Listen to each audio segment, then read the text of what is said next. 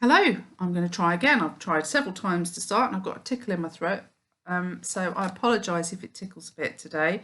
I'm going to read chapter 2 and 3. Thank you for giving me the thumbs up of James and the Giant Peach. Now, James has lost his mum and dad, and unfortunately, they were eaten by an angry rhinoceros in London. Happens all the time. Well, fortunately, it doesn't happen all the time. So he is now living with his Aunt Sponge and Aunt Spiker. We're just about to find out what kind of hideous creatures they really are. They're not very nice to James, are they? They call him names. They won't even call him by his name. So, James, they call him all kinds of things. What do they call him? They called him a disgusting little beast and a filthy nuisance. So let's see what happens in chapter 2 and 3. After James Henry Trotter had been living with his aunts for 3 whole years, there came a morning when something rather peculiar happened to him. And this thing, which, as I say, was only rather peculiar, soon caused a second thing to happen, which was very peculiar. And then the very peculiar thing, in its own turn, caused a really fantastically peculiar thing to occur. It all started on a blazing hot day in the middle of summer. Aunt Sponge, Aunt Spiker, and James were all out in the garden. James had been put to work as usual. This time he was chopping wood for the kitchen stove. Aunt Sponge and Aunt Spiker were sitting comfortably in deck chairs nearby, sipping tall glasses of fizzy lemonade and watching him to see that he didn't stop work for one moment. Aunt Sponge was enormously fat and very short. She had small piggy eyes, a sunken mouth, and one of those white flabby faces that looked exactly as though it had been boiled. She was like a great white soggy, overboiled cabbage.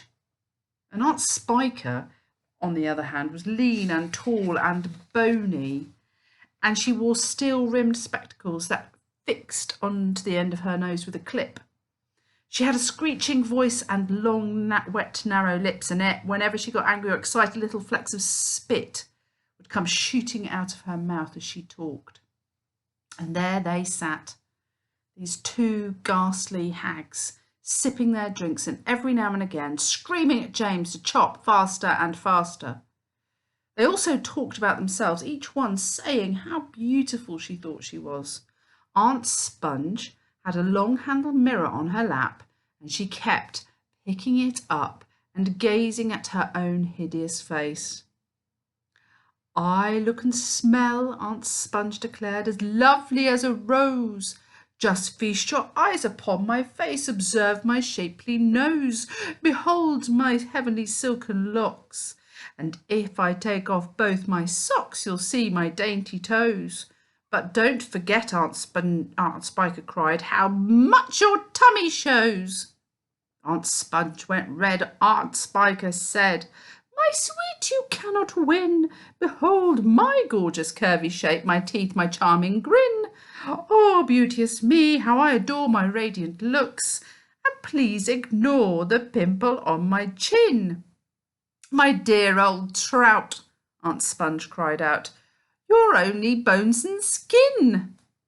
Such loveliness as I possess can only truly shine in Hollywood," Aunt Sponge declared. "Oh, wouldn't that be fine? I'd capture all the nation's hearts. They'd give me all the leading parts. The stars would all resign." "I think you'd make," Aunt Spiker said, "a lovely Frankenstein." Poor James was still slaving away at the chopping block. The heat was terrible. He was sweating all over. His arm was aching. The chopper was a large, blunt thing, far too heavy for a small boy to use. And as he worked, James began thinking about all the other children in the world and what they might be doing at this moment. Some would be riding tricycles in their gardens, and some would be walking in cool woods and picking bunches of wild flowers, and all the little friends whom he used to know would be down by the seaside, playing in the wet sand and splashing around in the water. Great tears began oozing out of James's eyes and rolling down his cheeks. He stopped working and leaned against the chopping block, overwhelmed by his own unhappiness. "What's the matter with you?" Aunt Spiker screeched, glaring at him over the top of her steel spectacles. James began to cry. "Stop that immediately and get on with your work, you nasty little beast," Aunt Sponge ordered. "Oh, Auntie Sponge," cried James. "And Aunt Spiker, couldn't we all please, just for once, go down to the seaside on the bus? It isn't very far, and I feel so hot and awful and lonely." "Why, you lazy, good-for-nothing brute!" Aunt Spiker shouted. "Beat him!" cried Aunt Sponge. "I certainly will!" Aunt Spiker snapped. She glared at James, and James looked back at her with large, frightened eyes. "I shall beat you later on in the day when I don't feel so hot," she said. "And now get out of my sight, you disgusting little worm, and give me some peace." James turned and ran. He ran off as fast as he could to the far end of the garden and hid himself behind that clump of dirty old laurel bushes that were mentioned earlier on. And then he covered his face with his hands and he began to cry and cry. Chapter 3. It was at this point that the first thing of all, the rather peculiar thing that led to so many much more peculiar things happened to him. For suddenly, just behind him, James heard a rustling of leaves, and he turned round and saw an old man in a funny dark green suit emerging from the bushes. He was a very small old man, but he had a huge bald head and a face that was covered all over with bristly black whiskers. He stopped when he was about 3 yards away, and he stood there, leaning on his stick and staring hard at James. When he spoke, his voice was very low and creaky. "Come closer to me, little boy," he said, beckoning to James with his finger.